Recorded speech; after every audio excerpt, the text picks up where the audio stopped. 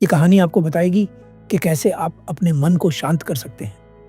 ये कहानी एक राजा और एक बौद्ध भिक्षु की है। राजा तो बहुत से हुए, पर ये बौद्ध भिक्षु सबसे अलग थे। इनका नाम था बोधिधर्मा। बहुत सारे लोग पूछते हैं कि क्या बुद्ध के बाद कोई ऐसा भिक्षु हुआ जिसे लोग और भी न जाने कितने लोगों ने आत्मज्ञान को पाया है। पर कुछ लोग बोलते हैं और कुछ लोग चुप रह जाते हैं। बोधिधर्मा एक बड़े कमाल के व्यक्ति थे। इन्हें मार्शल आर्ट का जन्मदाता भी कहा जाता है। इस कहानी की शुरुआत एक परेशान राजा से होती है। क्यों? इसके बहुत सारे कारण हैं। राजा की समस्या यह थी कि उसका मन बड़ा अशांत रहता था। वो अपने मन को शांत करने की बहुत कोशिश करता, पर उसका मन शांत नहीं हो पाता। उसने अपने राज्य के बड़े बड़े विद्वानों को अपने महल में बुलाया। लोग तरह तरह के उपाय राजा को बताते, पर कोई भी उपाय काम नहीं करता। एक दिन एक व्यक्ति राजा के पास आता है और कहता है, आपके मन को शांत करने का एक उपाय है। राजा उस व्यक्ति की बात सुनकर बहुत खुश हो जाता है और कहता है, यदि तुमने ऐसा कर दिया तो मैं तुम्हें उतना धन दूंगा जितना तुम मुझसे मांगोगे। वह व्यक्ति राजा से कहता है, मैं आपका मन शांत नहीं कर सकता, पर एक सन्यासी हैं जो आपका मन शांत कर सकते हैं। वह कोई आम सन्यासी नहीं है, वह एक पहुंचे हुए संत हैं। आप उनसे एक बार अवश्य मिलें, वह आपकी समस्या का समाधान अवश्य कर देंगे। राजा उस व्यक्ति से पूछता है, वह कहाँ मिलेंगे? वह व्यक्ति कहता है, यहाँ से कुछ दूर जंगल में उनकी एक छोटी सी कुटिया है। राजा अपने कुछ सैनिकों के साथ उस सन्यासी के पास पहुंचता है और बोधिधर्मा से कहता है, मैंने सुना है कि आप बहुत पहुंचे हुए सन्यासी हैं। बोधिधर्मा कोई उत्तर नहीं देते। राजा सोचता है कि शायद उन्होंने सुना नहीं।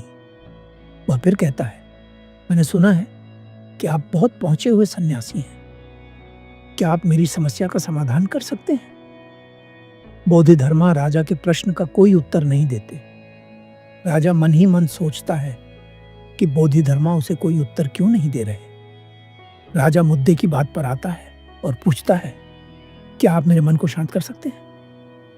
मुझे खुद अंदाजा नहीं है कि मेरा मन क्यों अशांत रहता है। मेरे पास हर सुख सुविधा है, लोगों के मन में मेरे लिए आदर है। मैंने बहुत सारे दान पुण्य भी किए हैं, पर बस एक चीज की कमी है मेरे अंदर, मेरा मन अशांत रहता है। कभी कभी ये शांत हो भी जाता है तो फिर से अशांत हो जाता है। क्या आप मेरे मन को शांत कर सकते हैं? मैं बड़ी आशा लेकर आपके पास आया हूं। बाकी तो मैंने सब उपाय कर लिए हैं, बस आप ही मेरी अंतिम आशा है। बोधिधर्मा राजा से कहते हैं, बिल्कुल, मैं तुम्हारे मन को शांत कर सकता हूँ। राजा बहुत खुश हो जाता है। वो पूछता है, उसके लिए मुझे क्या करना होगा? बोधिधर्मा मुस्कुराते हैं और कहते हैं, कल सुबह तुम मेरे पास आना, पर ध्यान रहे अकेले आना। राजा कहता है, ठीक है, कल सुबह मैं आपके पास आ जाऊंगा। बोधिधर्मा कहते हैं, पर एक बात और ध्यान रहे, अपने अशांत मन को अपने साथ लाना। राजा सुनकर चौंकता है और सोचता है, ये कैसी अजीब बात कही। राजा पूछता है, आपने क्या कहा? कृपा कर एक बार और बताएंगे? बोधिधर्मा राजा से कहते हैं, तुम कल सुबह जल्दी आना और अपने अशांत मन को साथ लेकर आना। कहीं ऐसा ना हो कि तुम उसे अपने महल में ही छोड़ा हो। राजा सोचता है, ये व्यक्ति कहीं पागल तो नहीं, पर क्योंकि राजा के पास और कोई विकल्प नहीं था, वह सोचता है कि एक बार प्रयास कर ही लेना चाहिए। अगले दिन राजा अकेले सुबह सुबह बोधिधर्मा के पास पहुंचता है और कहता है, मैं आ गया। बोधिधर्मा पूछते हैं, क्या तुम अपने अशांत मन को साथ लाए हो? राजा कहता है, आप कैसी बातें कर रहे हैं? आप इतने पहुंचे हुए सन्यासी होकर भी यह नहीं जानते कि मन कोई वस्तु नहीं जिसे मैं उठाकर आपको दे दूं। मन तो मेरे भीतर है। बोधिधर्मा राजा से कहते हैं, ठीक है, बैठ जाओ और अपनी आंखें बंद करो। राजा दृढ़ संकल्पित। वह अपनी आंखें बंद कर अपने अशांत मन को अपने भीतर खोजने का प्रयास करता है।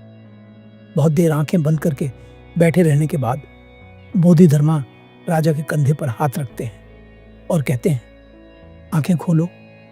राजा अपनी आंखें खोलता है। बोधिधर्मा उससे पूछते हैं, क्या तुम्हें तुम्हारा अशांत मन मिला? राजा कहता है, नहीं। बोधिधर्मा राजा से कहते हैं, कोई बात नहीं, अब तुम कल प्रयास करना, आज के लिए इतनी खोज पर्याप्त थी। राजा अपने महल चला जाता है। अगले दिन सुबह राजा फिर बोधिधर्मा के पास आता है और वैसा ही करता है जैसा कल बोधिधर्मा ने बताया था।